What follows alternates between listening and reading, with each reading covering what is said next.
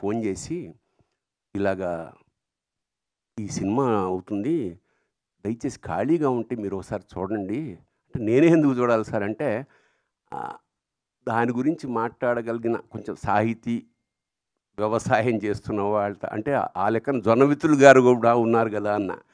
నేను ఆయన కూడా పిలిచానండి అన్నాడు తమాషాగా.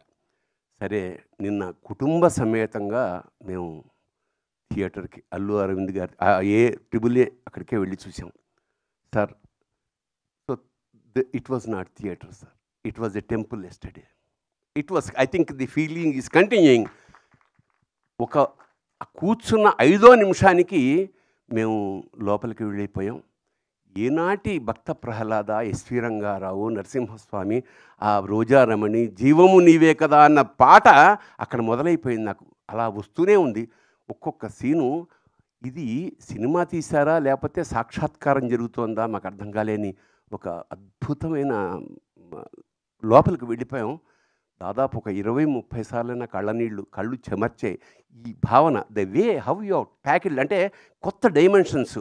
ఇప్పుడు ఇందాక అమ్మాయి చెప్పింది మా యాంకర్, వాడిని విష్ణు ఎత్తుకోవడం వరకు ఆ కళ్ళల్లో ఆయన చూపించిన ఆర్ద్రత నిజంగా విష్ణువు అంటే తప్పకుండా మనకి దర్శనం అవుతుందా అని మేము జన్మజన్మలు ఋషులు తపస్సు చేస్తే ఎలా వస్తుందో అలాంటి ఒక గొప్ప తపస్సు చేశాడు అశ్విని.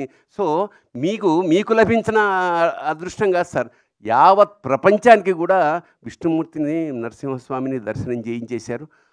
ఆ చివరి మూమెంట్ ఏదైతే ఉందో ఆ 20 నిమిషాలు అంటే సభాముఖంగా మేము మా పిలవడానికి కూడా కారణం ఇది పూర్వజన్మల పుణ్యం. ఈ సినిమా చూడడం యోగం అన్నమాట.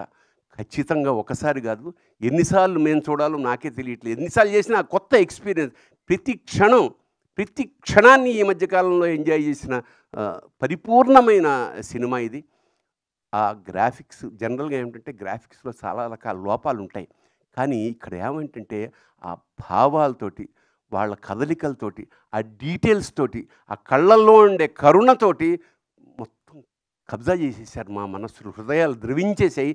ఇంకా చివరికి ఇది మహావతారం ఎందుకని పెట్టారా, అవతారమే కదా అంటే నిజంగా అంత పెద్ద నారసింహుణ్ణి నా జీవితంలో చూశారు. కానీ స్క్రీన్ అంతా నిండిపోయి విశ్వరూప సందర్శనం ఏకకాలంలో ఎలా జరిగితే ఎలా ఒళ్ళు గగరు పుడుతుందో అలా ఒక ఉద్వేగానికి లోనైపోయాం.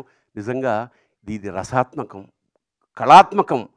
ఇంకోటంటే ఒక్క విషయం చెప్పాలి, ఇది తీసిన వాళ్ళు, చేసిన వాళ్ళు, రాసిన వాళ్ళు, తీసిన వాళ్ళు, చూసిన వాళ్ళు కూడా ధన్యులే.